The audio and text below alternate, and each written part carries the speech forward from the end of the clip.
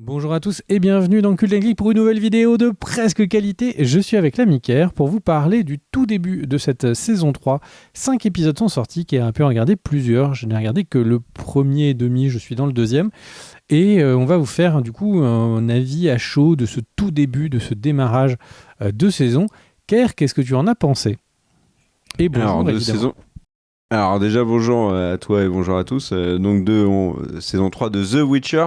Tu l'as dit, c'est le début. C'est une saison particulière par rapport aux précédentes, puisqu'elle est découpée en deux parties, 5 épisodes d'abord, et puis ensuite il y aura les 3 suivants qui sortiront le 27 juillet, épisode 6, 7 et 8. Alors... on ne fait pas une critique de toute la saison, de toute cette première salve d'épisodes parce qu'en fait on fait une critique à chaud, comme tu l'as dit, parce que la série vient tout juste de sortir et qu'on pouvait pas la voir entièrement. Et puis moi je vais être très honnête avec vous aussi, j'ai beaucoup de mal. Alors je respecte l'avis de ceux qui aiment la série, donc j'espère que vous saurez respecter mon avis est lequel. Je déteste actuellement The Witcher en série, adaptation Netflix. Je suis un très grand amoureux des bouquins. J'avais eu beaucoup de mal à accrocher à la saison 1 et pourtant il y avait plein d'éléments qui étaient liés pour le coup et qui étaient palpables, hein, qui étaient visibles liés au livre. La saison 2 m'avait pas vraiment intéressé. Le spin-off était intriguant et pas inintéressant parce que il s'éloignait très clairement il proposait une autre histoire avec d'autres personnages. Il arrivait à raccorder un petit peu à la fin, c'était assez sympathique, mais c'était pas folichon tout de même.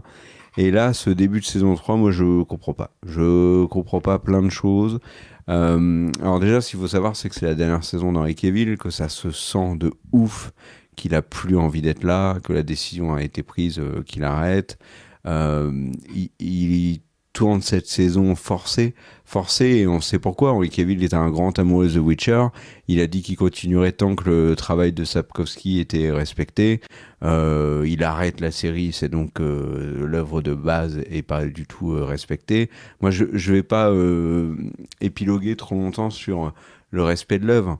Je vais le dire un coup sec, puis après je vais parler de la série en elle-même parce qu'il y en a qui n'ont pas lu les livres et puis que leur avis et leur regard sur la série se respectent. Mais si on est juste sur une œuvre, et si on parle un petit peu de l'œuvre, l'intrigue, elle est pas, il s'essuie complètement sur l'intrigue. Les personnages sont mais tous loupés. En tant que lecteur, en tant que personne qui a joué au jeu, je me demande qui est cette Ciri qui se fait appeler Ciri. Qui est cette Yennefer qui se fait appeler Yennefer. Est-ce qu'elles ont un lien vague de parenté avec ceux des livres ou des jeux? Il y a que Cavill qui incarne un petit peu Geralt de temps en temps. Jasquier, c'est un loupé total. Riance, mais c'est incroyable à quel point il est loupé. Enfin, donc au niveau de l'œuvre, ça va pas. Et en tant que série, donc ça me frustre énormément en tant que œuvre, ça va pas en tant qu'adaptation. En tant que série, bah la prod, elle est pas au niveau, très clairement. La scène où Riance, par exemple, utilise ses sorts de feu, mais au niveau, les effets spéciaux sont catastrophiques. Le jeu des acteurs, le choix des acteurs, il y a plein d'acteurs qui sont mauvais. Il y a Henry Cavill, c'est la première fois que je le vois aussi mauvais, surtout sur le début de l'épisode 1, la première moitié de l'épisode 1, après il se rattrape un peu. Je disais qu'on voyait qu'il était plus motivé, mais c'est même frappant, c'est-à-dire dans les épisodes 2, 3, 4, il est, je trouve, même très en retrait. Dans l'épisode 3, on le voit pas beaucoup, par exemple. Alors vous allez me dire, ça arrive hein, dans The Witcher, dans les bouquins par exemple, qu'il y ait des chapitres où Geralt n'est pas là. Ok, très bien, il y a même de très nombreux chapitres où il n'y a que Ciri. Mais là, vraiment, on sent qu'il y a une mise en retrait. Et il y a un problème avec l'intrigue, c'est que outre le fait qu'elle respecte pas les bouquins, là, c'est juste une intrigue ça passe d'un endroit à un autre, c'est très flou. Alors, elle est compréhensible, hein, mais à aucun moment elle est intéressante. On s'y perd d'un point de vue géographique, on s'y perd. Les personnages sont. On ne sait pas où ils vont chercher l'inspiration. Moi, par exemple, sur la Redani, j'ai l'impression qu'ils ont regardé du côté de Goth. Et ça m'a beaucoup fait penser. Il y a une scène dans l'épisode 3 notamment qui m'a beaucoup fait penser à House of the Dragon avec la Redani. Mais c'est pas The Witcher. C'est pas The Witcher et c'est pas une grande série. Et je lutte pour continuer cette saison 3. Et alors j'ai entendu que sur la fin de l'épisode 5, il y avait le reveal du grand méchant, qu'il était réussi. J'ai même vu des articles qui disaient qu'il était mieux que dans les livres, donc j'ai hâte de voir ça. Mais le parcours jusqu'à ce reveal est extrêmement compliqué, je trouve, pour l'instant. Donc voilà. Et toi, mon cher Greg ? Eh ben, moi, je vais faire un peu court parce que du coup, je trouve que tu as bien résumé mon avis. Moi, je suis un fan des bouquins qu'on a déplacés, mais qui sont juste par là. Et du coup, évidemment, je vais d'abord faire un avis en tant que fan des bouquins, et puis après, je parlerai de la série. En gros, le truc, c'est que j'ai lu les livres de manière assez sur une période assez courte. Et du coup, parfois, il y a des moments où je me dis, mais tel élément, il était dans le 3, il était dans le 2. Et alors, ce qui est marrant, c'est que j'ai l'impression que les scénaristes de la série, c'est pareil. Ils sont paumés, ils te mettent des éléments du tome 4, après, ils te mettent des éléments du tome 2. Du coup, chronologiquement, ça marche plus, mais il y a une pirouette pour qu'on dise on s'en fout. Il y a des moments où en fait il crée un arc narratif. Alors dans les bouquins, que Yennefer veuille sacrifier Ciri pour retrouver ses pouvoirs, bon ça n'existe pas. Et du coup tout le problème de confiance entre trois là, il n'existe pas. Il y a des problèmes pour d'autres raisons. Et j'avoue que je me pose quand même une question. Il y a 7 bouquins, il y a 3 jeux, enfin 4 jeux, il y a énormément de contenu autour de cette licence. Est-ce que vraiment ils avaient l'impression qu'ils étaient en train d'écrire un truc qui est tellement mieux qu'ils se sont dit ok, on va juste utiliser le nom des personnages et puis on va faire ce qu'on veut avec, quoi. Parce que là, c'est une œuvre vaguement inspirée des bouquins et je sais pas pourquoi, je comprends pas, parce que ce qui est proposé est moins bien. C'est pas l'âme de ce que j'aimais bien, et ce que je vois, c'est pas une révélation. Il y a des gens qui disent qu'ils préfèrent les livres de Game of Thrones à la série parce qu'elle a trop simplifié, que ci, que ça. Moi, je veux bien comprendre que du coup, on préfère les bouquins. La série avait, sur les premières saisons, l'avantage de se rendre plus digeste pour une série d'un certain nombre d'épisodes. Là, la proposition, elle est nulle. Enfin, franchement, les personnages sont plutôt manque d'intérêt. Il y a des espèces de... Moi, j'ai pas compris pourquoi est-ce que... Donc, Kerr, tu vas peut-être me l'expliquer. J'ai pas compris pourquoi est-ce que tout le premier épisode, ils doivent rester ensemble parce qu'ils sont traqués. Fin de l'épisode, ils doivent se séparer parce qu'ils sont traqués par les mêmes personnes de la même manière. Et surtout, là où c'est intéressant, c'est pourquoi est-ce que dans l'épisode 2, ils ne sont plus... Enfin, ils sont toujours traqués, mais pourquoi est-ce qu'ils ne font plus attention ? C'est-à-dire, Yennefer et Ciri se baladent, tranquillou bidou. Et ils vont dans un lieu où c'est clairement un des lieux où on attend le plus de voir Ciri... sur et Yennefer surtout. Ouais. Ouais. Donc, moi, je trouve que quand on s'arrête 2 secondes en disant qu'est-ce qui se passe, la série nous perd beaucoup parce qu'elle n'est pas logique. Donc, en tant que fan des bouquins, je suis pas très heureux. En tant que fan de série, je suis pas très heureux. Et on voit encore une fois, pour reprendre ce que disait Kerr, que Cavill, peut-être qu'il en avait pas rien à foutre, il a appris ses répliques, mais souvent Cavill se gausse un petit peu de faire des préparations physiques extrêmement vénères pour ses rôles. Là, il est plus fat que d'habitude. Alors attention, hein, ça reste Cavill, mais il est plus fat que d'habitude. Il est plus lent. Il s'est clairement pas préparé physiquement pour le rôle, ou en tout cas pas avec la même conviction qu'avant.